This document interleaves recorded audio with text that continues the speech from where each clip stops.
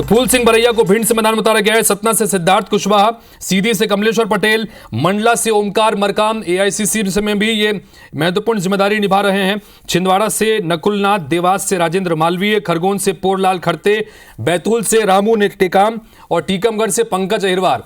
और इस वक्त हमारे साथ में भोपाल से हमारे सहयोगी नवीन कुमार सिंह बने हुए हैं। नवीन, एक बार जरा ये सूची सामने आई है, इस सूची के आधार पर बताइए कि क्योंकि हालांकि चर्चा ये थी कि 70% सीटों पर नाम जो है वो तय हो गए हैं, लेकिन नाम का ऐलान किया गया है 9 सीटों पर। अभी भी कुछ जगह पेच फंसा हुआ है, लेकिन ये जो नाम सामने आए हैं इसको किस तरह से आकलन किया जाए?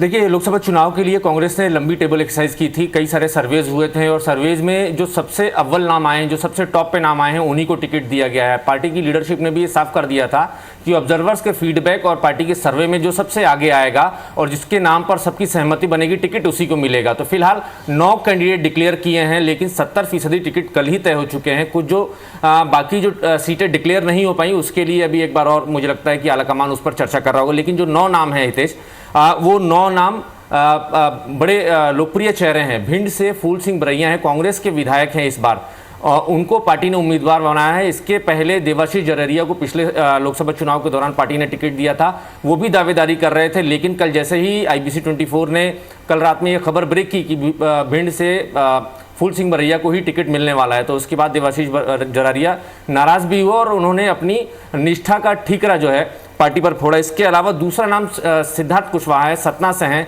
युवा हैं, OBC वर्ग से हैं और दूसरी बार के विधायक हैं। इस बार भी पार्टी ने उन पर भरोसा जताया था और उनको टिकट दिया था और वो चुनाव भी जीते हैं। सुखलाल कुशवाहा के बेटे हैं, दिग्गज विंध्य क्षेत्र के बड़े कांग्रेस नेता माने जाते थे सुखलाल कुशवाहा, उनके बेटे हैं, दूसरी बार के विधायक है, युवा चेहरे हैं और सबसे खास बात कि OBC कैटेगरी से आते हैं।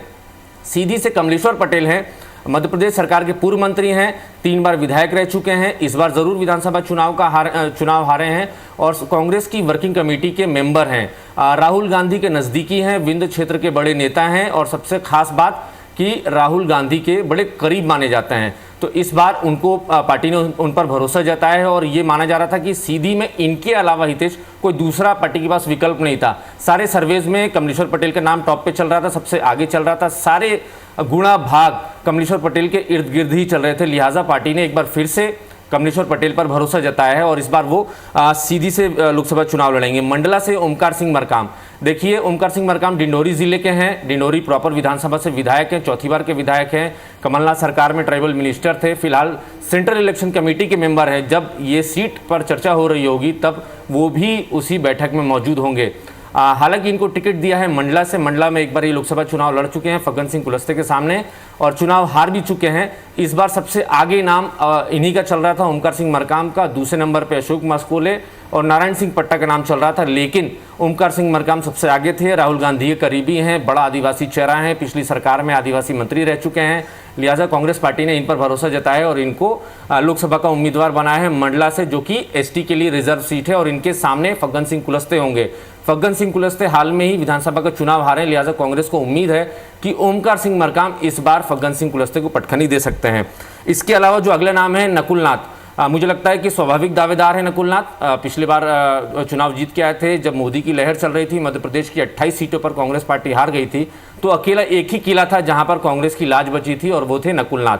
तो नकुलनाथ स्वाभाविक दावेदार थे इस टिकट के और कमलनाथ ने भी प्रपोज किया था नकुलनाथ का नाम। न सिर्फ कमलनाथ ने बल्कि पार्टी के तमाम नेताओं ने नकुलनाथ का नाम प्रपोज किया था और CEC में सबसे पहला जो नाम फाइनल हुआ वो नकुलनाथ का ही नाम फाइनल हुआ है।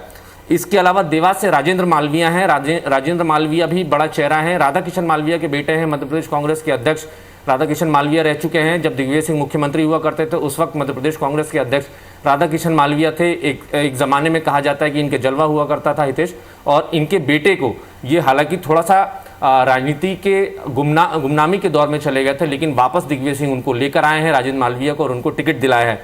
बड़ा भरोसा जताया है दिग्विजय सिंह और आलाकमान ने राजेंद्र मालवीय पर, और चूंकि SC के लिए रिजर्व सीट है, यहाँ से सज्जन सिंह वर्मा और पूर्व विधायक विपिन वानखेड़े दावेदारी कर रहे थे और काफ़ी हद तक माना जा रहा था कि सज्जन सिंह वर्मा का नाम आगे चल रहा है, लेकिन राधा किशन मालवीय के बेटे राजेंद्र मालवीय पर पार्टी ने भरोसा जताया और उनको टिकट दिया है।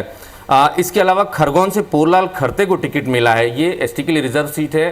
पुराने कांग्रेस के नेता रहे हैं, अरुण यादव के नज़दीकी हो सकते हैं और उसी वजह से उनको टिकट भी मिला है। सिफारिश जरूर ली गई होगी, उनसे राय मशवरा जरूर किया गया होगा। बैतूल से रामू टेकाम, अभी आपने दर्शकों ने भी सुना, रामू टेकाम फोन दे रहे थे, हमसे बात कर रहे थे। रामू टेकाम युवा नेता हैं हितेश, और मध्य प्रदेश जनजाति विभाग के, मध्य प्रदेश कांग्रेस जनजाति विभाग के संयोजक हैं, अध्यक्ष हैं। 2014 के चुनाव में पार्टी ने, माफ कीजिए, 2019 के लोकसभा चुनाव में पार्टी ने इनको टिकट दिया था। युवा चेहरे थे, महज 34 से 35 साल रामू टेकाम की उम्र होगी, और इन्होंने बड़ी मेहनत की थी बैतूल हरदा सीट पर चुनाव लड़ने की, लेकिन किसी तरीके से ये चुनाव हार गए थे और दुर्गादास उइके इनसे चुनाव जीत गए थे। कल रात में भी हमारी इनसे बातचीत हुई थी, चूंकि अव्वल नाम इनका चल रहा था सर्वे में। हमने कल भी इनको आश्वस्त किया था कि आपका नाम है, तैयारी क्या है। तो फिलहाल कुछ देर पहले ही इनके नाम का भी ऐलान हो गया है। रामू टेकाम एक बार फिर चुनावी मैदान में होंगे, और इस बार इनको उम्मीद है कि जिस तरीके से मध्य प्रदेश में दलित आदिवासियों के खिलाफ अत्याचार हुए हैं भारतीय जनता पार्टी के राज में, तो उसका सीधा फायदा इनको मिलेगा। और दुर्गादास उइके जो सिटिंग MP हैं बैतूल से, तो उनके खिलाफ जो नाराजगी है उसका फायदा रामू टेकाम को मिलेगा। टीकमगढ़ से पंकज अहिरवार हैं। टीकमगढ़ SC के लिए रिजर्व सीट है और पंकज अहिरवार का नाम सामने है। कल ही हमने ये बताया भी था दर्शकों को, कल CEC की बैठक के फौरन बाद की मध्य प्रदेश से जो नाम। चलिए नवीन आपके साथ बात करते रहेंगे, क्योंकि ये इस वक्त की जो बड़ी खबर, नवीन अभी एक एक सीट पर डिटेल दे रहे थे। मध्य प्रदेश कांग्रेस ने अपनी सूची जारी कर दी है। मध्य प्रदेश के लिए पहली सूची है, लेकिन कांग्रेस की ये दूसरी सूची है, और मध्य प्रदेश के 29 में से 9 सीटों पर उम्मीदवारों का ऐलान कर दिया है। और जिन 9 सीटों पर उम्मीदवारों का ऐलान किया है, इसमें 3 सामान्य सीट है, 3 SC वर्ग के लिए आरक्षित है और 3 ST वर्ग के लिए आरक्षित सीट है। और इसमें ज्यादातर जो चेहरे उतारे हैं वो युवा चेहरे, जिसको एक एक के समीकरणों को इस वक्त नवीन हमको जानकारी रख रहे थे कि किस तरह से है। बहरहाल ये जो 9 नाम सामने आए हैं, इन 9 नामों को पूरी डिटेल में भी आपके सामने लगातार हम रखते रहेंगे कि भारतीय जनता पार्टी ने भी इन 9 सीटों में से 8 सीटों पर अपने प्रत्याशियों का ऐलान पहले ही कर दिया है। नवीन, फिलहाल बहुत बहुत शुक्रिया, और दोबारा आपसे बातचीत करते रहेंगे इस पूरी लिस्ट को लेकर, इस खबर को लेकर।